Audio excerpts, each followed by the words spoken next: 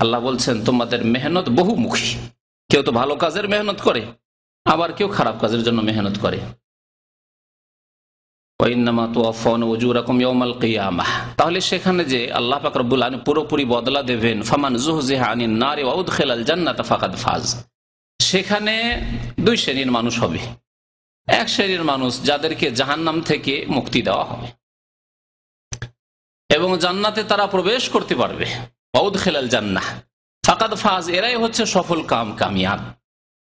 ওমাল হায়াতুদ দুনিয়া ইল্লা মাতাউল গুরুর, আর পৃথিবীর ধন সম্পদ ভোগবিলাসের যেসব বিষয় বস্তু রয়েছে সব হচ্ছে প্রতারণার আসবাব, প্রতারণার সামগ্রী। এটা শুধু ধোঁকা ছাড়া আর কিছু নেই। অনেকে এই ধোঁকায় পড়ে আছেন, মনেই হচ্ছে না বছরকে বছর চলে যাচ্ছে, মাস যাচ্ছে, সপ্তাহ যাচ্ছে, বছর যাচ্ছে, দীর্ঘদিন চলে যাচ্ছে, যুগ যুগ চলে যাচ্ছে, মরণ বলে কখনো স্মরণ হয় না। আর যদি এমনি জানাও থাকে যে হ্যাঁ সবাই মরছে, আমাকে মরতে হবে, চোখের সামনে অনেকে মরলো, কিন্তু মরে কি হবে তার জন্য আমার করণীয় কি, আগামী জীবনটাকে আমি সুখী করি, তার জন্য কোন রকমের কাজকর্ম, মেহনত, পরিশ্রম, আমল নেই। এই হচ্ছে অধিকাংশ মানুষের অবস্থা। আল্লাহ পাক রব্বুল আলামিন পৃথিবীতে যত সৃষ্টি মাখলুক সৃষ্টি করেছেন সবার জন্য মত লিখে রেখেছেন, বা সবকিছুই ধ্বংসশীল, মানুষ হোক, জিন হোক, অন্যান্য প্রাণী হোক, সবার জন্য আল্লাহ পাক রব্বুল আলামিন মত লিখে রেখেছেন। সবকিছুই পৃথিবী থেকে একদিন ধ্বংস হবে, এসেছে একদিন, চলে যাবে আরেকদিন। এ মত আজকের হচ্ছে বিষয়বস্তু এবং তামল মত। মতের কথা মানুষের যখন মনে পড়ে তখন পৃথিবীর সমস্ত স্বাদ শেষ হয়ে যায়, পৃথিবীর সমস্ত ভোগবিলাসের বস্তু সব তিক্ততায় পরিণত হয়।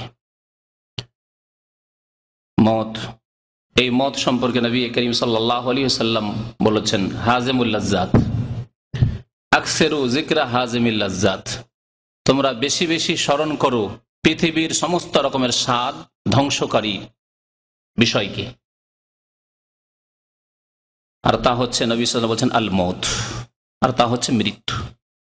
যখন মৃত্যুর কথা মনে পড়ে আর সেই সময় যদি স্ত্রীর দিকে তাকান, আমি মরে গেলে স্ত্রী বিধবা হয়ে যাবে। স্ত্রীর যে আল্লাহ পাক রব্বুল আলামিন আপনাকে শান্তির জন্য, আমাকে শান্তির জন্য মানুষকে দিয়েছেন, সমস্ত স্বাদ শেষ সেখানে। এই মতের কথা স্মরণ হলে এক্ষুনি যদি মত চলে আসে, সে একা হয়ে যাবে। ছেলে মেয়ে, ছোট ছোট বাচ্চা, তাদের দিকে তাকিয়ে দেখেন, আর তখনই যদি মতের কথা স্মরণ হয় তাহলে দুনিয়ার সমস্ত স্বাদ শেষ। ছোট ছোট বাচ্চারা আমার ইতিম হয়ে যাবে। বাবা মায়ের দিকে তাকিয়ে দেখেন, তাদের কথা স্মরণ করেন, তারা বৃদ্ধ, তাদের দেখাশোনার একমাত্র আপনি, তাদের ব্যয় বহন খরচ, সে দায়িত্ব নেওয়ার একমাত্র মালিক আপনি, এখন খরচ চালাচ্ছেন। সেই সময় যদি হঠাৎ করে মতের কথা স্মরণ হয়, হায় যদি আমি মরে যাই, আমার বাবা মায়ের কি হবে আল্লাহ ভালো জানে, তাদের দেখাশোনা কে করবে, আল্লাহ তার ব্যবস্থাকারী।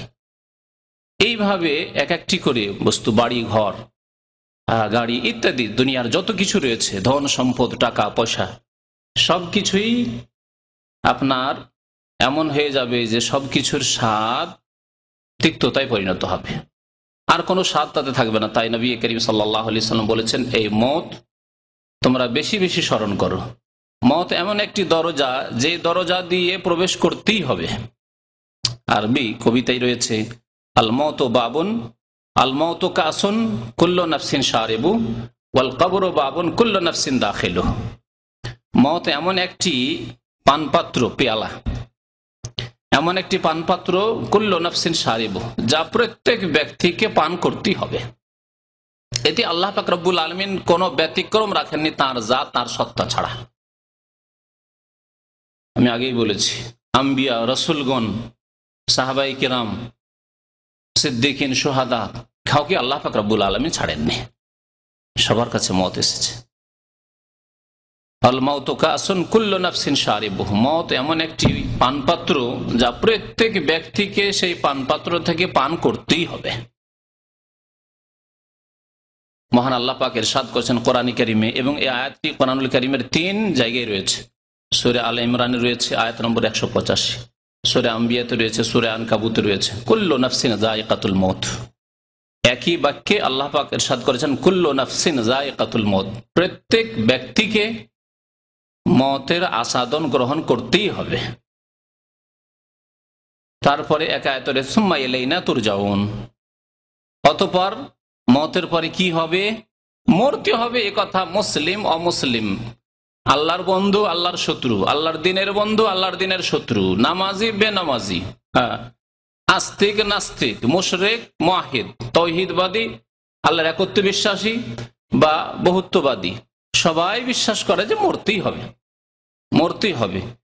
প্রাকৃতিক মত বলুক আর প্রাকৃতিক ব্যাপার স্যাপারই বলুক আর যাই বলুক না কেন, আল্লাহর পক্ষ থেকেই বলুক আর নাই বলুক, কিন্তু মরতে হবে এ কথা সবার জানা রয়েছে।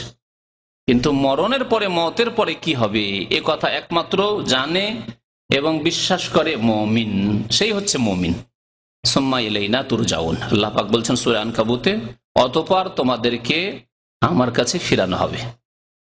মতের পরে আসতে হবে কোথায়? আমার কাছে ফিরে আসতে হবে। ওয়াল কবরু বাবুন কুল্লু নাফসিন দাখিলুহু, আর কবর এমন একটি দরজা যেই দরজায় প্রত্যেক ব্যক্তিকে দাখিল হইতেই হবে। আপনি কোনো দেশে ইচ্ছা করলে গেলেন না, নিজের দেশে মাতৃভূমিতে ইচ্ছা হলো গেলাম না, যাব না, এটা সম্ভব। কিন্তু মত এমন একটি পানপাত্র, সেটা পান করতে হবে, সেখানে এসে ঘাটে আপনাকে নামতেই হবে। এই ঘাট এমন একটি ঘাট যে ঘাটে আপনাকে নামতেই হবে। আর কবর এমন একটি দরজা, একটি গেট, যেই গেটে আপনাকে প্রবেশ করতেই হবে। আল্লাহ পাক ইরশাদ করেছেন সূরা আলে ইমরানে কুল্লু নাফসিন যায়িকাতুল মাউত ওয়া ইন্নামা তুওয়াফাউনা উজুরাকুম ইয়াউমাল কিয়ামাহ। এর পরের কথাগুলি মুমিন ছাড়া আর কেউ বিশ্বাস করে না। মওতের পরে তোমাদেরকে কিয়ামতের দিবসে পুরোপুরি প্রতিদান দেওয়া হবে। তুওয়াফাউনা উজুরাকুম, তোমাদের পারিশ্রমিক দেওয়া হবে আর পূর্ণ মাত্রাই দেওয়া হবে ইয়াউমাল কিয়ামাহ, কিয়ামতের দিনে। তোমাদের পরিশ্রম মেহনত যদি ভালো থাকে তাহলে ভালো ফল দেওয়া হবে, মহাপুরস্কার আল্লাহ পাক রব্বুল আলামিন রেখেছেন। আর যদি তোমাদের মেহনত পরিশ্রম খারাপ কাজে হয়ে থাকে, তাতেও পরিশ্রম তো লাগে। যারা অন্যায় কাজ করছে, পাপ করছে, তারাও সারা রাত জেগে মেহনত করছে। হারাম খাচ্ছে, তারাও মেহনত করছে হারামের ক্ষেত্রে। হ্যাঁ, তো সেই রকম যদি পাপের মেহনত পরিশ্রম থাকে, ফুটপাতে বসে থাকছে, নামাজ পড়ছে, ঠিক আছে, হেঁটে গেলেন আসলেন, গরমে যাই হোক আর ঠান্ডায় শীতে, তাতেও যে মেহনত আছে। ওই ফুটপাতে বসে থাকছে, নামাজ পড়তে যাচ্ছে না, সেও ফুটপাতে গরমে কষ্ট করছে। জি, ইন্না সা'য়াকুম লাশাত্তা। আল্লাহ পাক ইরশাদ করেছেন সূরা আনআমের আয়াত নম্বর 61-তে, হাত্তা ইযা জা আহাদাকুমুল মউত, তোমাদের কাছে যখন মওত চলে আসে, তাওয়াফাতহু রাসূলুনা, তখন আমার রাসূলগণ, দূতগণ অর্থাৎ ফেরেশতাগণ ওয়াফাত দিয়ে থাকেন ওই ব্যক্তিকে, ওয়াহুম লা ইউফাররিতুন, এবং তারা বাড়াবাড়ি করেন না, তারা জুলুম অত্যাচার করেন না। আজকাল দুনিয়ার ক্ষেত্রে জুলুম অত্যাচার হচ্ছে। আসামি ধরে নিয়ে আসছে, 10টা আসামি ধরে নিয়ে আসলে দেখবেন যে কমপক্ষে 3-4টা আসামিতে এমন আছে যারা নির্দোষী, অথবা নির্দোষী না হলে যতটা দোষ তার চাইতে বেশি তাদের উপরে শাস্তি চাপিয়ে দেওয়া হয় নাকি? হ্যাঁ, আবার যেগুলি বড় বড় আসামি সেগুলিকে ছেড়ে দিয়ে, বড় বড় গজার যেগুলো আসামি সেগুলিকে ছেড়ে দিয়ে চলে আসছে। হ্যাঁ, তাই না? হয় ঘুষ খেয়ে ছেড়ে দিয়েছে, আর না হলে কোনো সোর্সের মাধ্যমে তাদেরকে ছেড়ে দিয়েছে বা ছাড়িয়ে দেওয়া হয়েছে ইত্যাদি, বা ধরতে পারছে না, তাদেরকে ধরলে অসুবিধা আছে ইত্যাদি, বিভিন্ন রকম কারণ আছে দুনিয়ায়। তাহলে জুলম অত্যাচার হচ্ছে। অন্যায়কারীকে, জালেমকে, অপরাধীকে শাস্তি না দেওয়াও জুলম। আর যে ব্যক্তি অপরাধ করেছে কিন্তু অপরাধ কম আর তার চেয়ে বেশি শাস্তি দেওয়া হলো, সেটিও জুলম। আর এইরকম নির্দোষী ব্যক্তি যে কোনো দোষই করেনি তাকেও শাস্তি দেওয়া হচ্ছে জুলম। এই জুলমগুলি দুনিয়ায় মানুষ করে থাকে, প্রশাসন অনেক সময় করে থাকে, কিন্তু আল্লাহ পাক রব্বুল আলামিন ফেরেশতাগণ সম্পর্কে আল্লাহ বলেছেন ওয়াহুম লা ইউফাররিতুন, তারা কোনো রকমের জুলম অত্যাচার করেন না।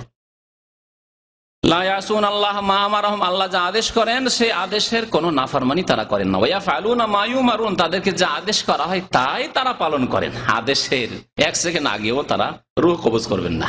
আদেশ হয়নি বা আদেশ হয়ে গেছে তারপরে বিলম্ব করবেন না, আল্লাহর খুব নেক বান্দা, সুতরাং একে আরো কিছুক্ষণ আমরা ছেড়ে দিই, মায়া লাগছে, তাও হবে না।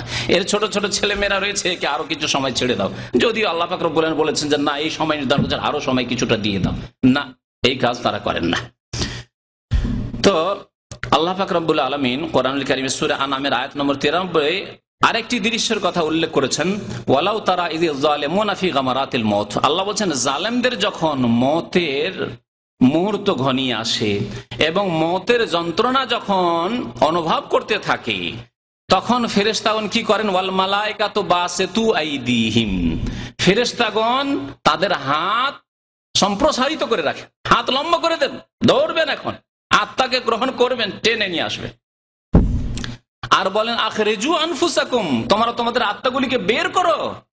কারণ নবী করিম সাল্লাল্লাহু আলাইহি সাল্লামের হাদিসে এর তাফসীর এসেছে যে আল্লাহর নেক বান্দা যারা সৎ লোক, তারা তো বুঝতে পারে যে আমাদের ভাগ্য ভালো, লক্ষণ থেকে বোঝা যায় যে ভাগ্য ভালো, ইনশাআল্লাহ জান্নাত পাবো, ইনশাআল্লাহ ভবিষ্যৎ উজ্জ্বল। তখন তারা আগ্রহের সাথে বেরিয়ে চলে আসে। কেমন ভাবে বেরিয়ে আসে? যেমন মশকের মুখ খুলে দিলে পানি এমনিতেই চলে আসে, তাতে কোনো কষ্ট করতে হয় না, মুখটা খুলে দিলে পানি বেরিয়ে চলে আসে। পক্ষান্তরে যারা পাপী তাপী গুনাহগার, তারা মরতে চায় না, তাদের আত্মা পালাতে শুরু করে, এদিক সেদিক শরীরে যেখানে সেখানে লুকাবার চেষ্টা করে। আল্লাহ বলছেন যে ফেরেশতারা বলে আখরিজু আনফুসাকুম, তোমরা তোমাদের আত্মাগুলিকে বের করো। আলিয়াউমা তুজজাউনা আযাবাল হুন, আজকে তোমাদেরকে লাঞ্ছনাকর আযাব দেওয়া হবে, তোমাদেরকে কঠোর শাস্তি দেওয়া হবে। বিমা কুনতুম তাকুলুনা আলাল্লাহি গায়রাল হক, কারণ তোমরা আল্লাহ সম্পর্কে, আল্লাহর দিন সম্পর্কে অন্যায় কথাবার্তা বলতে, আল্লাহ সম্পর্কে তোমরা সত্য কথা বলতে না, আল্লাহ সম্পর্কে তোমরা মিথ্যা কথা বলতে, আল্লাহ সম্পর্কে অবাস্তব কথাবার্তা বলতে, আল্লাহ সম্পর্কে ইসলাম বিরোধী আকীদার কথাবার্তা বলতে। আজকে মুসলিম সমাজে বহু লোক রয়েছে যাদের আল্লাহ সম্পর্কে, রাসূল সম্পর্কে ভ্রান্ত আকীদা। এই আকীদা নিয়ে যখন ওই মৃত্যুর মুহূর্তে পৌঁছিবে, তখন আল্লাহর ফেরেশতাগণ এই কথাই বলবেন, বিমা কুনতুম তাকুলুনা আলাল্লাহি গায়রাল হক, যারা বলে যে নবী আল্লাহর নূরে তৈরি, তারা আল্লাহ সম্পর্কে মিথ্যা কথা বললো না, গায়রাল হক বললো না। আল্লাহ কোরআনুল কারীমে বলছে ইন্নামা আনা বাশারুম মিসলুকুম, হে নবী আপনি বললেন আমি তোমাদের মতোই মানুষ, বাশার, তবে পার্থক্য হচ্ছে যে ইউহা ইলাইয়া, আমার কাছে ওহী আছে, আমি রাসূলুল্লাহ, তোমরা শুধু আব্দুল্লাহ, আমি আল্লাহর বান্দাও এবং তার রাসূল। পার্থক্য আল্লাহ স্পষ্ট করে দিচ্ছেন। কিন্তু আজকাল ভারত উপমহাদেশে, বাংলাদেশে অধিকাংশ যারা বিদআতপন্থী, তাদের আকীদাই হচ্ছে যে নবী মাটির তৈরি না, মানুষই না, নবী নূরের তৈরি, আর তাও কিসের নূর? আল্লাহর নূরে, ওয়ানা মিন নূরিল্লাহ, জাল কথা বয়ান করে আল্লাহর নূরে। এরা বলে আল্লাহর নূরে তৈরি, নবী আল্লাহর নূরের, আর খ্রিস্টানরা বললে ইবনুল্লাহ, নূরুল্লাহ আর ইবনুল্লাহ, পার্থক্য শুধু এইটুকু। তারা বলে সান অফ গড, আর এরা বলে লাইট অফ গড, ঠিক না? কথা ঠিক আছে না? ওরা বলে ইবনুল্লাহ মানে আল্লাহর পুত্র, আর এরা বলে আল্লাহর নূর। আকীদা ওই একই আকীদা। তারপরে এই আকীদা পোষণ করে যে নবী সাল্লাল্লাহু আলাইহি সাল্লাম হায়াত রয়েছেন, হায়াতুন নবী জীবিত রয়েছেন, আল্লাহও জীবিত, নবীও জীবিত। পার্থক্য কোথায়? তাহলে দাফন করলেন কেন? ভাই, আল্লাহ যেমন আল হাইয়ুল কাইয়ুম, সাত আসমান জমিনকে ধারণ করে রয়েছেন, আর আরশ আজিমে রয়েছেন, আল্লাহ নবীকে ছেড়ে দিতেন, আমরাও দেখে ধন্য হইতাম, আমরাও সাহাবী হয়ে যেতাম। আরে বিদাতিরা কমপক্ষে আপনারা তো সাহাবী হইতেন, আর আমাদেরকে নাই দিতেন না হইতে। কিন্তু এই যে যারা নূরপন্থী আর নবী জীবিত রয়েছেন, কমপক্ষে আপনারা তো সাহাবী, বিদাতিগুলি সাহাবী হইতেন কমপক্ষে। এই সুযোগ কেন আপনারা নিজের হাত থেকে হারিয়ে দিলেন? যদি বলেন যে না সাহাবে কেন এটা অন্যায় করেছেন, এই দাফন করে দিয়েছে, জীবিত মানুষকে অন্যায় করে দিয়েছেন, তা আপনারা উঠিয়ে আসেন। 1400 বছর ধরে অনেক সময় বিদাতিরা সুযোগ পেয়েছে। হ্যাঁ, এই কবর পূজার, নবীর পূজার আর নবীর কবরে তওয়াফ করার এই কবর পূজারীরা সুযোগ পেয়েছে। এমন একটা যুগ ছিল, তখন উঠিয়ে নিতেন আর বলতেন ইয়া রাসূলুল্লাহ আমাদেরকে সাহাবী বানিয়ে নেন, একটা করে হাদিস শুনিয়ে দেন আর সাহাবী বানিয়ে দেন, সব সাহাবী হয়ে যেতেন সব কবর পূজারীগুলি। তো আল্লাহ পাক রব্বুল আলামিন মত সম্পর্কে বলেছেন যে মতের সময় যাদের আকীদাই রয়েছে ত্রুটি, অর্থাৎ ইসলামিক সঠিক বিশ্বাসে নেই, যাদের আমলে রয়েছে ত্রুটি, ফরজ অজেবে ত্রুটি রয়েছে, অথবা কাবিরা গুনাহ করে মারা গেছে, এই অবস্থায় তাদের আযাব তারা দেখবে এবং তারপরেই সম্মুখীন হবে কবরের।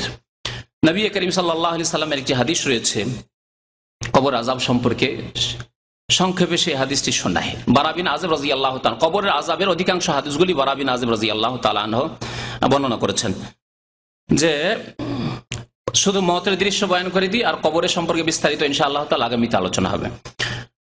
তিনি বলছেন যে আন্না রাসূলুল্লাহ সাল্লাল্লাহু আলাইহি সাল্লাম কাল, রাসূলুল্লাহ সাল্লাল্লাহু আলাইহি সাল্লাম বলেছেন ইন্নাল আবদাল মুমিনা ইযা কানা ফি ইকবালিম মিনাল আখিরাহ, মুমিন বান্দা যখন আখিরাত মুখী হয়, আখিরাতের দিকে পাড়ি দিচ্ছে, মানে মওতের সময় চলে আসছে, ওয়া ইন কিতাইম মিনাদ দুনিয়া, এবং পৃথিবী থেকে বিদায় নিচ্ছে, দুনিয়া থেকে সে বিদায় নিচ্ছে।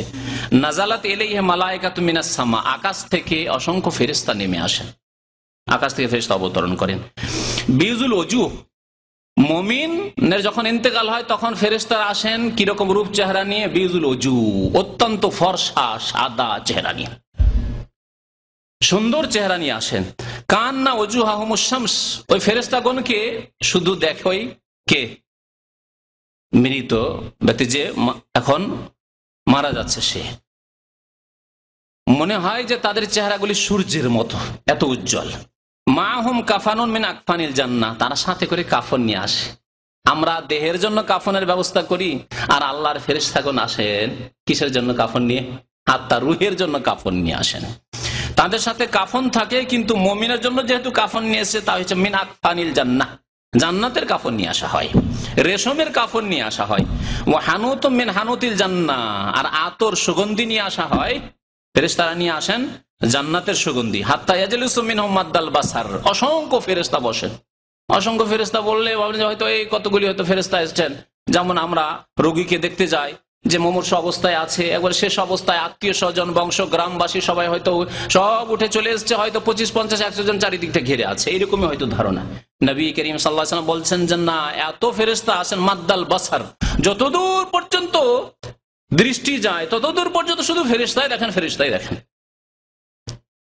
যার ইন্তেকাল হচ্ছে সে অসংখ্য ফেরেশতাকে এরকম দেখতে পান যতদূর তার দৃষ্টি যায়।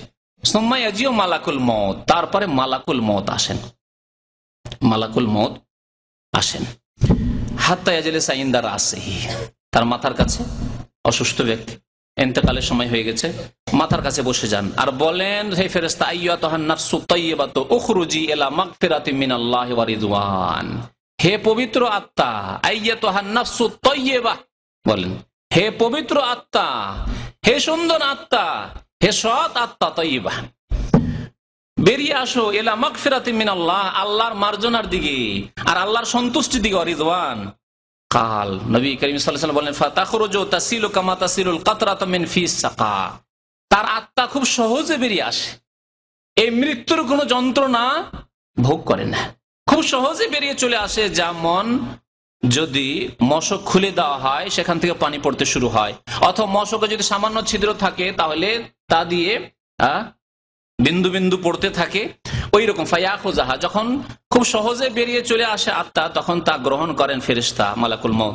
ফাইজা আখাজাহা, নিয়ে নেওয়ার পরে লাম ইয়াদাউহা ফি ইয়াদিহি তারফাত আইন, 1 মিনিটের জন্য নিজের হাতে রাখেন না, সাথে সাথে নিয়ে, সাথে যে ফেরেশতা রয়েছেন রহমতের ফেরেশতাগণ, তাদের কাছে কাফন রয়েছে, তাদেরকে দিয়ে দেন। হাত্তা ইয়াখুযুহা ফায়াজালুহা ফি যালিকাল কাফান। আরেকটি হাদিস রয়েছে, একে অপরের ফেরেশতাগণ দেখতে চান, তার আত্মা দেখি এত সুন্দর আত্মা, এত সৎ লোক, এত নামাজি লোক, এত দিনদার, এত পরেশগার লোক, দেখি আমি দেখবো একটু, আমি দেখবো একটু, আমি দেখবো একটু। যেমন ভালো জিনিসকে আমরা একে অপরের কাছ থেকে নিয়ে দেখতে আগ্রহ প্রকাশ করি, এইভাবে ওই জান্নাতের কাফনে নিয়ে নেওয়া হয়। ওয়াজালিকাল হানুত, এবং সুগন্ধি দেওয়া হয়। ওয়ায়াখরুজু মিনহা কাআতিয়াবে নাফহাতে মিসকিন ওয়াজিদাত আলা ওয়াজহিল আরদ, সুগন্ধি বের হতে থাকে পৃথিবীর যতই মূল্যবান সুগন্ধি হোক না কেন, সমস্ত সুগন্ধি আতরের চাইতে মূল্যবান সুগন্ধি সেখান থেকে বের হতে থাকে। কিন্তু এই সুগন্ধি পাবে কে? কারণ এটি হচ্ছে পরলৌকিক বিষয়, এটি হচ্ছে গায়েব অদৃশ্যের বিষয়, সেজন্য এই দুনিয়ার মানুষ পাবে না। ওই মৃত ব্যক্তি মাইয়েত মারা যাচ্ছে, সে পাচ্ছে এবং ফেরেশতাগণ পাচ্ছেন। ফায়াসআদুনা বিহা, এই তার আত্মা নিয়ে তাড়াতাড়ি দ্রুত বেগে আল্লাহর কাছে ছুটে যান রহমতের ফেরেশতারা, নিয়ে যান। আকাশে যেমন যাওয়া হয় তখন সেখানে সুগন্ধি হইতে থাকে। প্রথম আকাশের যে দরজায় নিযুক্ত ফেরেশতা বলেন যে কি ব্যাপার, এত সুগন্ধি কিসের, এত কেন সুগন্ধি? যারে জানো না, অমুক গ্রামের অমুক ব্যক্তি আল্লাহওয়ালা পরেশগার মানুষ ছিলেন, মুমিন বান্দা ছিলেন, সুন্নতের অনুসারী ছিলেন, 5 ওয়াক্ত নামাজ পড়তেন তিনি, দিনদার, তার আজকে ইন্তেকাল হয়েছে। তাই নাকি? তার ইন্তেকাল হয়েছে? আরে ভালো কথা, ভালো কথা। আহলান ও সাহলান করে স্বাগতম জানিয়ে তারপরে সাথে সাথে দরজা খুলিয়ে দেওয়া হয়। এই হাদিস এখান থেকে শেষ করেছি। তারপরে নিয়ে যাওয়া হয় ইল্লিনে।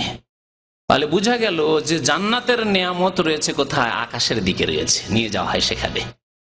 আর গুনাহগার সম্পর্কে শুনেন, কাল ওয়াইনাল আবদাল কাফেরা, কাফের বান্দা, কাফের বান্দা। কাফের মানে শুধু অমুসলিম নয়, কাফের মানে যেই ব্যক্তি দ্বীনের কোন একটি সাব্যস্ত বিষয়কে অস্বীকার করেছে, অথবা আল্লাহর তৌহিদ একত্বে সে শিরক ঢুকিয়েছে, তার আকীদায় শিরক রয়েছে, আমলে শিরক রয়েছে, বড় শিরক রয়েছে। বিশ্বাস করে যে আল্লাহ পাক রব্বুল ওলিয়া আউলিয়াকে দায়িত্ব দিয়ে দিয়েছেন, অনেক দায়িত্ব, তার মধ্যে সন্তান সন্ততি ছেলে মেয়ে দা ওলিয়া আউলিয়া দিতে পারেন, জিলানি দিতে পারেন, চিস্তি দিতে পারেন, শাহজালাল দিতে পারেন, আটরশি গেলে পাওয়া যায়, হ্যাঁ ইত্যাদি ইত্যাদি, ফুরফুরা গেলে পাওয়া যায়, চরমনায় গেলে পাওয়া যায়, সেখানে গেলে তারা আল্লাহর ওলি, আল্লাহর কাছ থেকে তারা নিয়ে দিতে পারেন, এই ক্ষমতা আছে। তাহলে সে মুশরিক কাফের, কারণ আল্লাহর ক্ষমতা মানুষকে দিয়ে দিল। আগেই বলেছি মত সবার হয়েছে এবং সবার হবে, এবং সবার সম্পর্কে আল্লাহ বলছেন আমওয়াতুন গায়রু আহিয়া, যাদেরকে ডেকে থাকা আহ্বান করো এবং যাদের কাছে আশা করো যে তারা কিছু দিতে পারবে। আমওয়াত এরা মৃত, আল্লাহ কোরআন কারীমে বলছেন। গায়রু আহিয়া এরা জীবিত নয়, এদের হায়াত নেই। ওমা ইয়াশউরুন আইয়ানা ইউবাসুন, আর তারা জানেও না যে কখন তাদেরকে উঠানো হবে। আরে তাদেরই খবর নাই, জিলানিকে খবর নাই যে কখন কিয়ামত হবে আর কখন উঠতে হবে, আল্লাহর আদেশ হবে, কখন সিংহায় ফুৎকার দেবেন ইসরাফিল আলাইহিস সালাতু ওয়াস সালাম। চিশতিকে খবর নাই, ইমাম আবু হানিফাকে খবর নাই, শাফি মালিক আহমদ কাউকে খবর নাই, কোন ব্যক্তিকে খবর নাই, মুহাম্মদ রাসূলুল্লাহ সাল্লাল্লাহু আলাইহি ওয়াসাল্লামকে খবর নেই। এমন কোন প্রমাণ নেই যে তাকে খবর আছে যে আর 2, 4, 10 বছর, 50 বছর, 200 বছর বাকি আছে, কোনো খবর নেই। আল্লাহ বলছেন যারা ইন্তেকাল করেছে ওমা ইয়াশউরুন আইয়ানা ইউবাসুন, তারা জানে না যে কখন তাদেরকে উত্থিত করা হবে। তো নবী করিম সাল্লাল্লাহু আলাইহি ওয়াসাল্লাম কাফের সম্পর্কে বলছেন, যে ব্যক্তি নামাজকে অস্বীকার করলো, রোজাকে অস্বীকার করলো, সে কাফের না কাফের নয়? যে বলবে যে তোমরা না হয় খেতে পাও না, তোমাদের ঘরে খেতে নেই, সেই জন্য রোজা রাখছো, হ্যাঁ আমি কেন রোজা রাখবো? সে মুসলমান, নামাজ পড়েও মুসলমান হবে না, কারণ সে শরীয়তের যদি সাধারণ ব্যাপার যেটা হাদিস দ্বারা সাব্যস্ত তা যদি নিয়ে ঠাট্টা বিদ্রুপ করে, সেটা হচ্ছে কুফরি, সে কাফের। জি, কেউ যদি দাঁড়িয়ে নিয়ে ঠাট্টা করে সে কাফের, মুসলমান নয়। দাঁড়িয়ে নিয়ে যদি ঠাট্টা করে, আমি দেখেছি, আল্লাহু আকবার বলতে হয় না, এইরকম লোক, এটি কাফেরদের হিন্দু বলতে পারে, ইহুদি খ্রিস্টান বলতে পারে, ইসলামের শত্রু, কিন্তু মুসলমান যদি কেউ বলে যে দাড়ি দেখে বকরির মতো লাগছে, বুড়ি বকরির মতো লাগছে, যদি এইরকম কথা যদি কেউ বলে, থাকবে ঈমান? দাড়ি এত দূর যায় না, আজকাল অনেক মুসলমান দাড়ি জঙ্গল, সেই যুগে না হয় পয়সা ছিল না, সেই জন্য সেভ করতো তারা, পয়সা ছিল না, পয়সার অভাব ছিল, পেটে খেতে পেতো না, আবার সেভ করতে থেকে করবে, আমাদের অভাব আছে সেই জন্য সেভ করছি আমরা, তাহলে কুফরি হয়ে যাবে। আপনি রাখতে পারছেন না আপনার একটি ত্রুটি, কিন্তু এই ত্রুটিকে স্বীকার করেন যে আমার এই ত্রুটি রয়েছে, কিন্তু যদি বলেন যে আমার পয়সা আছে, কারো পয়সা নেই, সে রাখুক। কুরবানি সম্পর্কে ইন্টারনেটে বাংলাদেশের এক নামে মুসলমান মুরতাদ কাফের, সে লিখেছে যে বাংলাদেশে এতগুলি যে কুরবানি হচ্ছে, এগুলি কি ধন সম্পদের টাকা পয়সার অপচয় নয়? দেশের অর্থনীতিকে ধ্বংস করা নয়? কোটি কোটি টাকার গরু জমাই হচ্ছে, এতে অর্থনীতি ধ্বংস হয় না? এই কথা লিখেছে ইন্টারনেটে, নাম মুসলমান, তার কাফের মুরতাদ। তো নবী করিম সাল্লাল্লাহু আলাইহি ওয়াসাল্লাম কাফের সম্পর্কে বলছেন, যে কোনো রকমের কাফের হোক না কেন, সে অমুসলিম ঘরের কাফের হোক আর মুসলিম পরিবারের কাফের হোক। ইন্নাল আবদাল কাফেরা, কাফের বান্দা ইযা কানা ফি ইনকাতাই মিনাদ দুনিয়া, পৃথিবী থেকে বিদায় নিচ্ছে, ওয়া ইকবালি মিনাল আখিরা, আর আখিরাতের দিকে পাড়ি দিচ্ছে, নাযালা ইলাইহি মিনাস সামাই মালায়েকা, অসংখ্য ফেরেশতা আছেন তার জন্য। কিন্তু ফেরেশতার রূপ চেহারা কেমন? সুদুল ওজুহ, চেহারা হচ্ছে কালো, বিকট, ভয়ঙ্কর, সুদুল ওজুহ। মাহুমুল মাসুহ, আর তারা হাতে করে চট নিয়ে আসেন, চট বুঝেন তো না, ছালা বস্তার যে চট হয়, গরুকে শীতকাল, আমাদের দেশে যারা গরু পুষেছে, হ্যাঁ গরুকে শীত থেকে বাঁচাবার জন্য তার পিঠে চট দেওয়া হয়, তো চট নিয়ে আসে। ফায়াজুল সোনা মিনহু মাদ্দাল বাসার, যতদূর পর্যন্ত দৃষ্টি যাবে ওই লোকের, যার মুমূর্ষ অবস্থা, যার মৃত্যুর মুহূর্ত ঘনিয়ে এসেছে, সে দেখতে পায়। মালাকুল মত, মালাকুল মত এসে হাজির, বলে আতেজলে সাইন্দার আসি, মাথার কাছে এসে বসে, ওকে বসতে হবে, ভালো লোকের কাছেও বসতে হবে সে মালাকুল মতকে, আর কাফের বেদিনের কাছেও বসতে হবে, বেনামাজির কাছেও বসতে হবে। এমনকি মদ খেয়ে মারা যাচ্ছে, মদ খাওয়ার ডোজ বেশি হয়ে গেছে, জর্দা খেয়ে ডোজ বেশি হয়ে গেছে, মারা যাচ্ছে, মরে না? হে জর্দা খাওয়া ভাইরা, আজকাল তো মুসলমান অধিকাংশ জর্দা দেওয়া পান খায়, বিশেষ করে বাঙালি মুসলমান তো পান খেলে একটু জর্দা খেতে হবে। দেখেন গিয়ে হুজুররা জর্দা খাচ্ছে, শিখতে গিয়ে দেখেন জর্দা খাওয়া মুসলমান, জর্দা এতটুকু খাচ্ছেন, একটু খান তো 50 গ্রাম খেয়ে দেখেন তো দেখি, 50 গ্রাম খেয়ে দেখেন কেমন দেখেন বেঁচে থাকেন আপনি।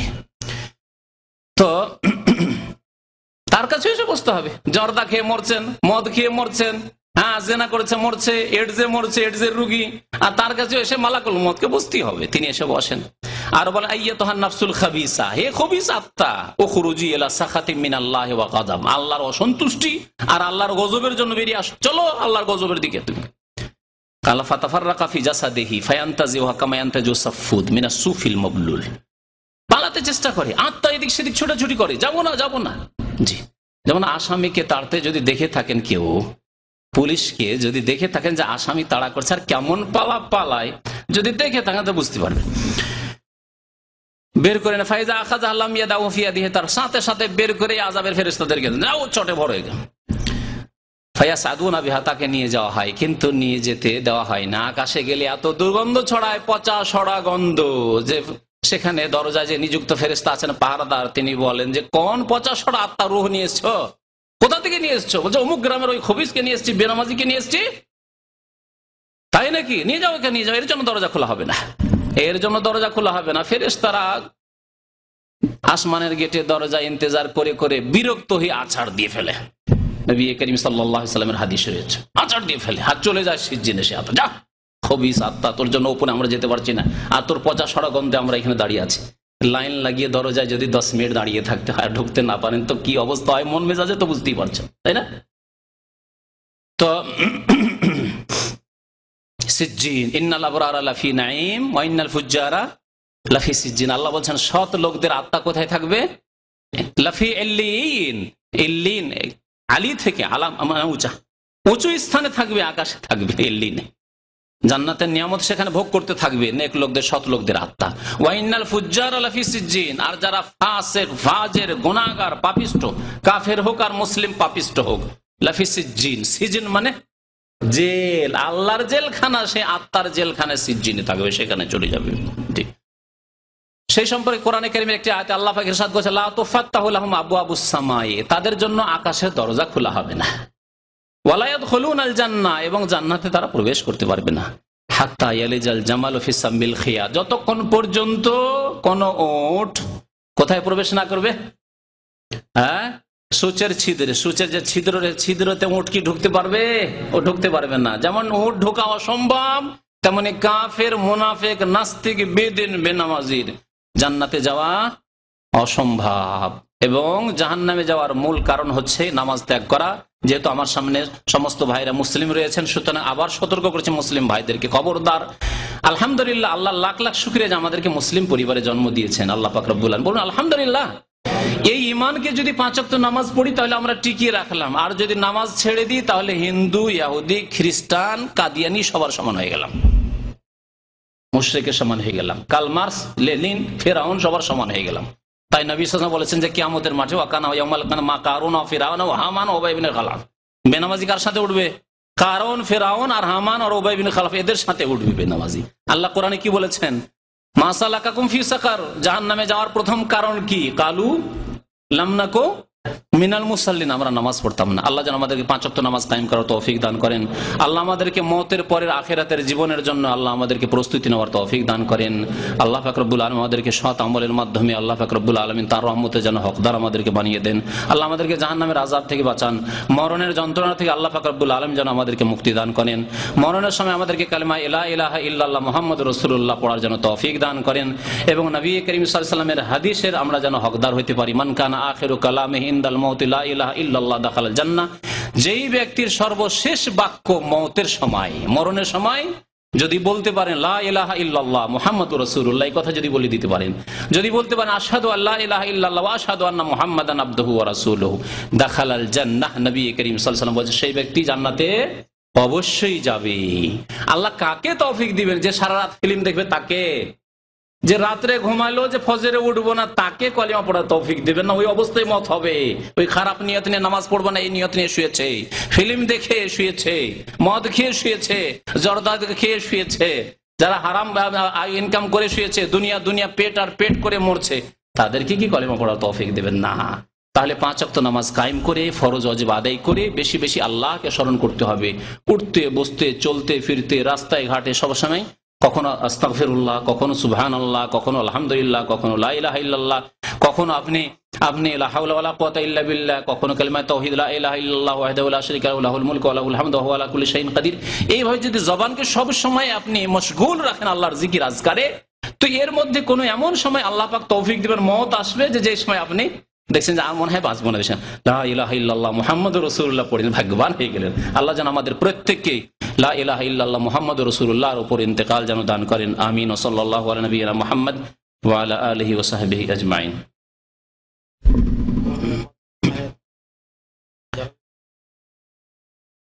কর্মের মাধ্যমে হায়াত কম বেশি হয় এইরকম একটি হাদিস আছে, আর আসল হচ্ছে যে বয়সে কম বেশি হয় না, কিন্তু হায়াত কম বেশি হয় এ কথাও হাদিস আছে। তাহলে দুটির সমন্বয় কি হবে? এটা অনেকবারই আমি বলেছি, আবার বলছি। প্রথম কথা, মত হবে। আপনি যতই কর্ম করেন না কেন, নবী করিম সাল্লাল্লাহু আলাইহি ওয়াসাল্লামের চাইতে ভালো কর্ম আর কার হইতে পারে? তার কি ইন্তেকাল কি ঠেকাতে পেরেছে কোনো কিছুতে? কর্মে না, সাহাবায়ে কেরামের।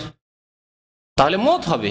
কিন্তু কিছু ওলামাদের নিকটে এরকম আছে যে তকদির দুই প্রকার, ভাগ্য। এক হচ্ছে যে অকাট্য তকদির, আপনার অমুক দিনে মত হবে, এতে কর্ম দিয়ে আপনার মতে বিলম্ব হবে না। কিন্তু আর এক তকদিরের ভাগ করেছেন, তার তকদির মুআল্লাক, মানে শর্ত সাপেক্ষ তকদির। আল্লাহ পাক তকদিরে লিখে রেখেছেন যে এই লোকটি আজকে যদি দান খেরাত করে বা ফজর নামাজ পড়ে যদি কাজে বেরোয়, তাহলে তার এক গাড়ি অ্যাক্সিডেন্ট হবে, কিন্তু সে বেঁচে যাবে। তার সাথী সঙ্গে অনেকে মারা যাবে, সে বেঁচে যাবে। আর যদি সেই দিন ফজর নামাজ না পড়ে অথবা দান খেরাত করেনি, হয়তো জরুরি কাজ কিছু করেনি, গুনার কাজ করে বেরিয়েছে, শেষে মরে গেল, অ্যাক্সিডেন্ট হয়ে মরে গেল। তাহলে নেকির কাজের মাধ্যমে বালা মুসিবত বিপদ আপদ দূর হয়, ওই হাদিসও ঠিক আছে। এইরকম কিছু তকদির আছে, কিছুদিন হয়তো বেড়ে যাবে, আল্লাহ রেখে রেখেছেন। যদি এই আমল না করেন, ভালো আমল না করেন, তাহলে সেই বিপদে আপনি আক্রান্ত হইতে পারেন, সেই গজব চলে আসতে পারে আপনার উপর। আর কেউ বলেছেন না, যে বয়স 60 বছর 70 বছর লেখা আছে তাতে কম বেশি হবে না। তাহলে কম বেশি হওয়ার যে হাদিস রয়েছে তার অর্থ কি? তার অর্থ বাহ্যিক অর্থ নয়, সেটি হচ্ছে আভ্যন্তরীণ অর্থ। আর তা হচ্ছে যে একজন মানুষ 60 বছর তার বয়স, আল্লাহ লিখে 60 বছরই বাঁচবে। এতে এইরকম নয় যে কিছু সৎ আমল করলে, কিছু নেক কাজ করলে তার কিছু বয়স বেড়ে যাবে, না, বাড়বে না। কিন্তু 60 বছরে সে এত আল্লাহ তার বয়সে বরকত দেবেন যে 60 বছরে সে 120 বছরের কাজ করে যেতে পারবে। আর এটা হয় না, হয় না? একই সাথে আপনারা পড়াশোনা করেছেন, এর বয়স 40, ওর বয়স 40, এর মাশাআল্লাহ 5টা ছেলে, আর ছেলেগুলি এখন বড় হয়ে গেছে। আর একজন দেখা যায় 40 বছর এখন বিয়ে করতে পারেনি। চোখের সামনে উদাহরণ দেখাচ্ছে। একজন লোক 60 বছর হয়ে গেছে, বাচ্চা হয়েছে, ঠিক আছে, কিন্তু বাচ্চা 5 বছরের বাচ্চা, এখন নিজের জন্য চিন্তা করবে না বাচ্চার চিন্তা করবে, 5 বছরের বাচ্চা। আর একজন 60 বছর বয়সে দেখছে আমার ছেলে মাশাআল্লাহ কাজে লেগে গেছে, আমাকে বলছে আব্বা আপনার কাজ করতে হবে না, আপনি বাড়িতে বসেন, আল্লাহ বিল্লাহ করেন, মসজিদ আর বাড়ি আমরা রুজি রোজগার আমরা করেছি, ভাগ্যবান, কাজে বরকত। ইমাম নওয়াবী রাহমাতুল্লাহ, এটা দুনিয়ার ক্ষেত্রে আমি উদাহরণ দিলাম। দিনের ক্ষেত্রে ইমাম নওয়াবী রাহমাতুল্লাহ মাত্র 45 বছর বেঁচেছেন। 45 বছর বয়স, মানে আমাদের মতো বয়স। এই বয়সে ইন্তেকাল করেছেন তিনি, ইমাম নওয়াবী রাহমাতুল্লাহ আলাইহি। কিন্তু তার কিতাব, বহু কিতাব তার আছে, রিয়াজুস সালেহিন, 40 হাদিস, এগুলি ছোট কিতাব যেগুলি আপনারা দেখেন। মুসলিম শরীফে ভাষ্য আছে বিরাট, ফিকহের কিতাব রয়েছে কয়েক খণ্ড রয়েছে, 2টি কিতাব রয়েছে ফিকহের উপরে, এছাড়াও বহু কিতাব রয়েছে। তাহলে এদেরকে আল্লাহ 45 বছরের বয়সে কত আল্লাহ বরকত দিয়েছিলেন, 200 বছর বেঁচে আমরা করতে পারবো না। কেউ 200 বছর 400 বছর বেঁচে ওই খেদমত করতে পারবে না যে লোকটি 60 বছরে করলো। তো এইভাবে 60 বছরই বাঁচলো, কিন্তু কাজ করলো 100 বছরে, 200 বছরে। ইমাম বুখারী রাহমাতুল্লাহ আলাইহি যে কাজ করেছেন, মাত্র 56 বছর বয়সে ইন্তেকাল করেছেন, বা এরকমই 56-58। তাহলে এইরকম বয়সে যে মারা গেলেন, 60-এর মধ্যে ছিলেন তিনি। তাহলে এই বয়সে যে মারা গেলেন তিনি কত কাজ করেছেন চিন্তা করুন তো। ইমাম বুখারী শরীফ আজকে কোরআনের পরে সেই কিতাবের স্থান, আমাদেরকে 1000 বছর বয়স দিলে হয়তো তৌফিক হবে না। তাহলে এই হচ্ছে বয়সের বরকত। জি, তো এইভাবে বয়স বেড়ে যায় নেক আমল করলে, অর্থাৎ কাজে আল্লাহ তৌফিক দেন। অল্প মেহনতে অনেক কাজ হয়ে যায়, দুনিয়ারও কাজ করতে পারেন, দিনেরও কাজ করতে পারেন। এগুলি হচ্ছে বরকত।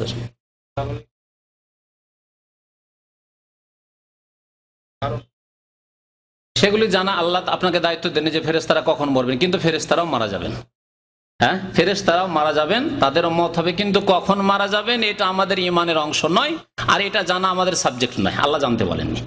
6টি ইমানের পিলারের মধ্যে এগুলি নেই, বুঝতে পেরেছেন? এতটুকু জেনে নেওয়া যথেষ্ট যে আল্লাহ ছাড়া সবকিছু ধ্বংসশীল, সুতরাং ফেরেশতা সবগুলি মারা যাবে, তারপর শেষখানে মালাকুল মওত মারা যাবে। জি।